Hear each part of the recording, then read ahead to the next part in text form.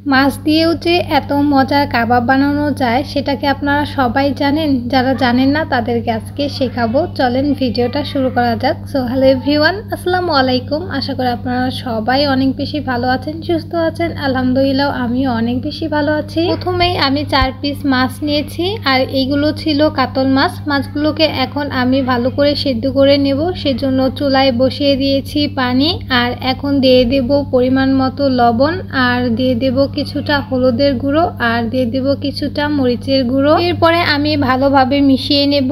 এরপর ঢাকনা দিয়ে ভালো করে ঢেকে দিয়ে মাছগুলোকে সুন্দর করে সেদ্ধ করে নিতে হবে। একটু সময় নিয়ে মাছগুলোকে ভালো করে সেদ্ধ করে নেব এখন। আর এর সাথে লাগবে হলো আলু। আমি বড় সাইজের একটা আলু নিয়েছি। এবার এটাকে কেটে কেটে আমি ছোট ছোট টুকরা করে নিয়েছি, যেন খুবই তাড়াতাড়ি আলুগুলো সেদ্ধ হয়ে যায়। এরপরে আমি আরেকটা চুলায় আলুগুলোকে ভালো করে সেদ্ধ করে নেব এখন। কিছুক্ষণ পরে আমি মাছগুলোকে একটু উল্টে পাল্টে দিচ্ছিলাম, যেন মশলাগুলো মাছের ভিতরে ভালোভাবে ঢুকে যায়। আর এভাবে করেই পুরো পানিটা শুকিয়ে নিতে হবে ভালো করে। এতে করে মাছের মশলাগুলো যে দিয়েছিলাম সেগুলো ভিতরে ভালো করে ঢুকে যাবে মাছের। পানিগুলো ভালো করে শুকিয়ে যাওয়ার পরে এখন আমি মাছগুলো তুলে নিয়েছি। এরপরে আমি মাছের কাঁটাগুলোকে ভালোভাবে বেছে নিয়ে ম্যাশ করে নিয়েছি সুন্দর করে। আর সাথে যা যা লাগবে সবকিছু একদম রেডি করে নিয়েছি। এইখানে ছিল আলু, আর সাথে ছিল কাঁচা মরিচ, পেঁয়াজ, ধনিয়া পাতা, আরো ছিল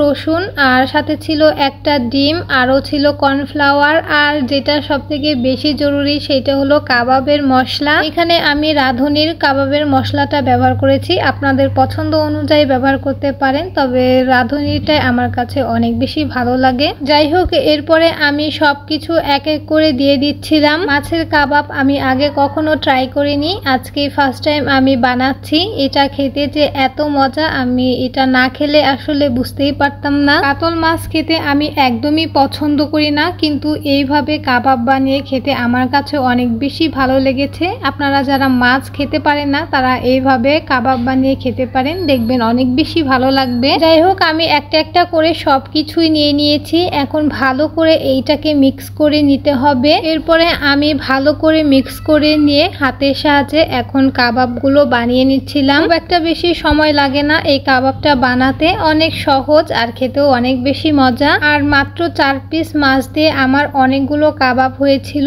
এতগুলো কাবাব হবে সেটা আমি আসলে ভাবিনি। তারপরে এই তো আমার একে একে সবগুলো কাবাব বানানো হয়ে গেল।